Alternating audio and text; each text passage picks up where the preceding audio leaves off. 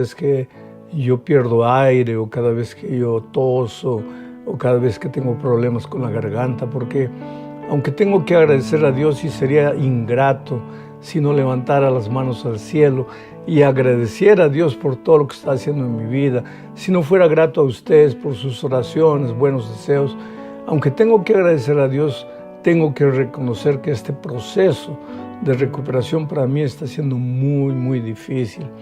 Mucha fisioterapia pulmonar, mucho sacrificio y mucho sufrimiento, pero voy yendo. Sin embargo, aunque yo cometo muchos errores en la grabación, los editores pues cortan, arreglan, de tal manera que la lección sale bonita. Y sigo recibiendo invitaciones de diferentes países del mundo. El otro día un pastor amigo me escribió una carta, le dije que no podía ir y me dijo, pero usted está bien, yo lo veo en los comentarios. Vuelvo a repetir, por detrás de estos comentarios hay un tremendo trabajo de edición. Pero bueno, gracias a Dios estamos aquí y vamos a estudiar la lección número 4 para el 23 de abril del año 2022. El título de la lección, El Diluvio. Y el propósito de la lección de esta semana es mostrarnos que aunque el mundo salió perfecto de las manos de Dios, infelizmente entró el pecado y deformó el mundo perfecto. Deformó no solamente las cosas físicas del mundo, aparecieron cardos, espinas, la ley del crecimiento se alteró, entonces animales que eran inofensivos para el ser humano comenzaron a crecer, desarrollarse de tal manera que serían un peligro de exterminio para el propio ser humano. Y lo peor de todo, se deformó la imagen y semejanza que el ser humano reflejaba de Dios. Llegó un momento en que su pensamiento era solamente para el mal. Ellos vivían, ellos respiraban pecado. Y pues el pecado deteriora todo lo que toca. Y entonces esta vida que inicialmente era perfecta, era una vida buena, comenzó a deformarse. Y Dios, a partir de Noé y de su familia, pensó en una nueva creación, porque la creación anterior estaba corrompida, depravada, degenerada, deteriorada, en estado de putrefacción permanente y cada día estaría peor y peor y peor. Ahora mucha gente se pregunta, pero pastor, un Dios de amor, ¿por qué destruyó al planeta? ¿Por qué acabó con hombres, mujeres, animales, con todo lo que había? ¿Dónde está el Dios de amor? Voy a hacer una ilustración y ya te voy diciendo algo que he repetido siempre. Ilustraciones nunca definen conceptos. Ilustraciones son ilustraciones, pero ayudan a entender de alguna manera los conceptos. Entonces, la ilustración que quiero usar es la ilustración del brazo gangrenado. Vamos a imaginar que un hombre tuvo una herida, no la cuidó y la herida se fue entrando en putrefacción, se fue gangrenando y fue avanzando. Y llega un momento en que va al médico, el médico lo ausculta, lo examina y le dice, mire, estamos en una situación difícil. Si no cortamos el brazo, o sea, si no amputamos el brazo, usted va a morir, porque la gangrena ya está en un punto que no la podemos detener. Todo su cuerpo va a ser infectado, usted va a morir. Entonces tiene que tomar una decisión. O le amputamos el brazo y usted va a perder un brazo y salvamos el cuerpo, o entonces todo el cuerpo se va a gangrenar. Qué decisión terrible para el médico y también para el enfermo. Pero ahora vamos a pensar en la situación del médico. Su misión es salvar vidas. El médico no va a la universidad para estudiar medicina, para matar gente, para destruir, para cortarle la pierna a la gente. No, va para salvar vidas. Pero en este caso, la amputación es el único remedio. Vuelvo a repetir, esto es apenas una ilustración, pero de cierta manera eso es lo que sucedió con Dios. Si no eliminase esa generación cuyo pensamiento y deseo del corazón era constantemente para el mal, tendría que haber exterminado la humanidad toda. Quiere decir, el pecado hubiera exterminado la humanidad toda. Y en su infinito amor, en su sabiduría, cosas que nosotros no vamos a entender porque nuestros pensamientos están aquí en la tierra, mientras que los pensamientos de Dios son altos. Si no fuera en su infinita misericordia, pues este mundo habría sido destruido por el pecado. Por eso sucedió lo que sucedió con el diluvio. Y voy a leer el primer texto de la semana. Está aquí en Génesis capítulo 6, versículos 5 al 8, y lo voy a ir comentando. Dice: el Señor vio que era mucha la maldad de los hombres en la tierra. Interesante el verbo ver. El Señor vio, porque el verbo ver está primero en Génesis 1, cuando dice, y vio Dios que la luz era buena. Y vio Dios que todo era bueno. Y vio Dios que el mundo era perfecto y bueno. Pero ahora nuevamente encontramos el verbo ver, pero ya no para ver las cosas buenas, porque no había más cosas buenas. Porque vuelvo a repetir, el pecado deteriora, destruye, degenera todo lo que toca. Ahora Dios vio, pero vio la maldad de los hombres. Lo que era bueno en gran manera, ahora se había vuelto malo en gran manera. Sigo leyendo el texto. El Señor vio que era mucha la maldad de los hombres en la tierra y que todos los planes y pensamientos de su corazón, del corazón del hombre, eran siempre los de hacer solo el mal. Y le pesó al Señor haber hecho al hombre en la tierra. Le dolió mucho el corazón. Y dijo el Señor: borraré de la faz de la tierra al hombre que he creado, lo mismo que a las bestias, los reptiles y las aves del cielo. Me pesa haberlos hecho. Pero Noé halló gracia a los ojos del Señor. Hay varias ideas que quiero destacar. En primer lugar, Dios es amor. Pero ¿qué pasa? Dice aquí que le pesó el corazón haber hecho al hombre. Otras versiones de la Biblia dicen que Dios se arrepintió. Ahora, el pobre lenguaje humano no puede describir los sentimientos y las emociones divinas. Ese arrepentimiento de Dios no es como el arrepentimiento del hombre. Dios le dolió el corazón. ¿Por qué?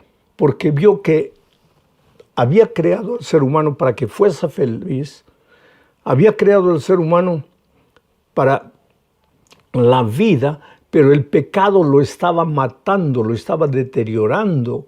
No lo mató de una vez, lo fue matando día a día. Los sentimientos buenos se volvieron malos. Ahora constantemente pensaba solo el mal, sentía solo el mal. Y vio Dios que el pecado lo iba a destruir completamente y le dolió el corazón. Porque, querido, ¿tú crees que Dios está feliz cuando tú andas en tus caminos destruyendo tu vida? Dios te ama. Dios te ama. Y le duele el corazón ver que tú tomas el precioso don de la vida que Dios te dio y lo administras como quieres. Ese no es el plan de Dios para tu vida. Por eso, si en este momento estás caminando por tus propios caminos, estás permitiendo que el pecado deteriore tu vida, tus valores, tus principios, es hora de que pares, de que vuelvas los ojos a Dios. Ah, pastor, pero no tengo fuerzas. Clama en tu impotencia, en tu incapacidad, porque aquí el texto termina diciendo, pero Noé halló gracia a los ojos del Señor. Gracias a Dios que existe este versículo, porque eso me trae esperanza al corazón. Pero Noé, ojalá que dijera aquí, pero Alejandro, o que mencionara tu nombre, pero Pedro, pero Juan, pero Daniel, pero Juana, pero Rosa. Que Dios usara tu nombre aquí, que tú encontraste gracia a los ojos de Dios como Noé. Quiere decir, el hecho de que todo el mundo camina hacia la muerte no es argumento para que tú también te dejes arrastrar. Pero tú puedes encontrar gracia a los ojos de Dios. Y por eso Dios tomó a Noé y su familia para tratar de realizar una nueva creación a partir de ellos.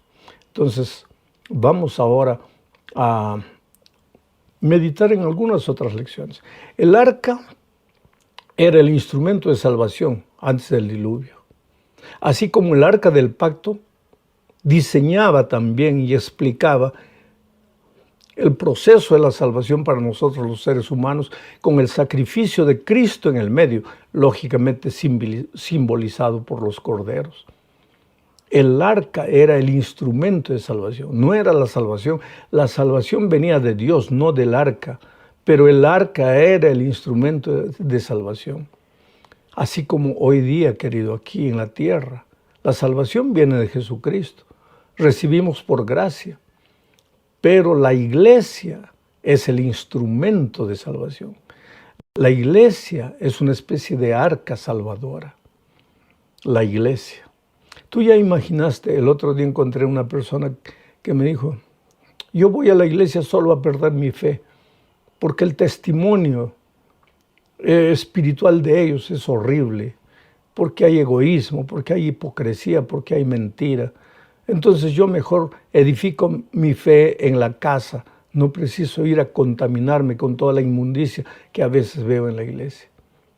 Ahora, si Noé, su esposa, sus hijos, sus nueras hubieran pensado de esa manera, no hubieran entrado al arca, porque ya te imaginaste, animales, tantos animales dentro del arca.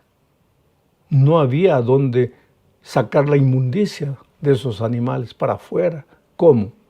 En medio del diluvio.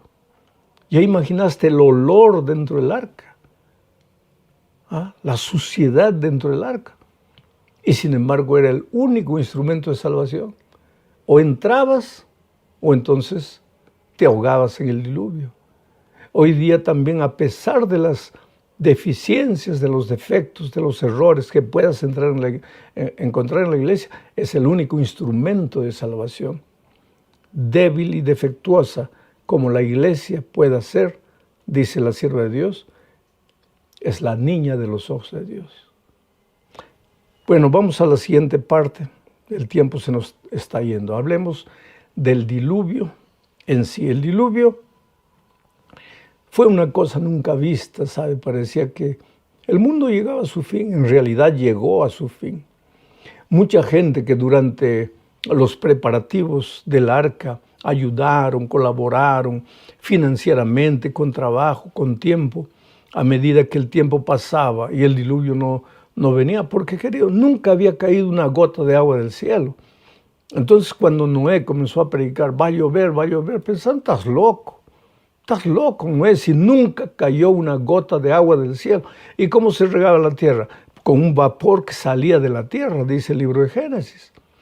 Entonces, si yo mañana dijese así, oye, prepárense porque va a caer billetes de $100 del cielo, prepárense, ustedes me dirían, está loco, pastor, ¿que ¿de dónde va a caer billetes de $100 del cielo? Pues Noé era igualito, por eso su mensaje era un mensaje loco a la manera de pensar de los hombres.